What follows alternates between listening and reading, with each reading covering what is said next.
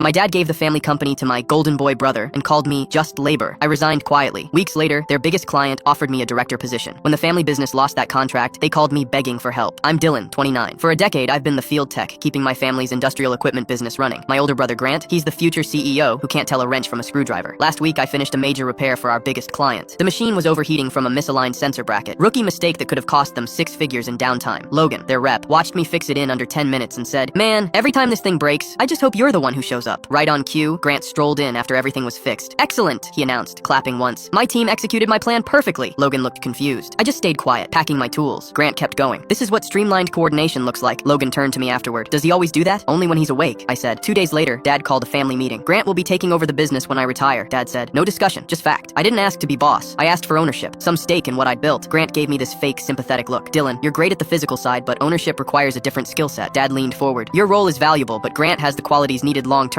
You'll still have a job here." "So I'm not family enough for ownership," I said, "but family enough to be told to be grateful." Dad frowned. "Don't twist my words." Grant finished it. "You'll still be part of the team, just in the right capacity." I handed in my 2-week notice the next morning. Grant immediately restructured my schedule. Pointless busy work. Zero access to the big client. He was trying to erase me before I left. On my last week, I ran into Logan at a site. Grant had messed up the scheduling again. "Honestly," Logan said, "you're the reason this runs smooth. I've been sending downtime reports to my boss. He's asking what it would take to bring this in-house." Later that day, I walked past Grant's office. He was on the phone. "Dylan, he's just the labor guy. Not reliable long term. We'll be better off once he's replaced." 2 days before my last shift, Victor Hale, Logan's boss, met me at the facility. "Walk me through what's wrong with this unit," he said. "Not friendly, just testing." I diagnosed the problem in 30 seconds, fixed it in 5 minutes. Victor nodded. "You know your work. That's the idea. What would it take for you to run this in-house for us?" I told him my terms. 3-year contract, my own team, real authority, fair salary. Victor didn't blink. Reasonable, more reasonable than I expected. He laid out the offer. 3-year contract, pay well above industry standard, full benefits, 2 hires of my choosing, direct reporting line to him. "I'll think about it," I said, but I'd already decided. I was taking it. That night, Dad pulled me aside. "Family comes first," he said, like a command. "Your brother needs you. This business needs you." The next morning, I told them about the job offer. Dad's face went red. "Absolutely not," Mom gasped. "After everything we've done for you?" Grant leaned back, smirking. "You realize you signed a non-compete, right?" "Show it to me then," I said. He froze, because it didn't exist. "You made it up, didn't you?" Silence did the job. Dad recovered. "Regardless of paperwork, you owe loyalty to this family. You want loyalty without giving any," I said. "You want my work, my time, my silence, but none of my say. And now that someone else sees value in me, suddenly you care," Grant snapped. "You're leaving us to fall apart. Selfish of you." "The only person you care about is yourself," I said. "And you're terrified that when I'm gone, people will finally see what you actually bring." I called Victor that afternoon. "I'm in." "Good," he said. "Your pay starts now." 2 months later, my department's running perfectly. My team's solid. My name's on every project. Last I heard, the family business is barely keeping the lights on. Grant's still pretending it's just a transition period. A few weeks ago, Dad called. "I want to offer you a partnership," he said. "Small ownership percentage. You'd still report to Grant, of course, so nothing changed. A scrap of ownership, no authority." "Dad," I said calmly, "you already picked your future. Stick with it. I don't hate them."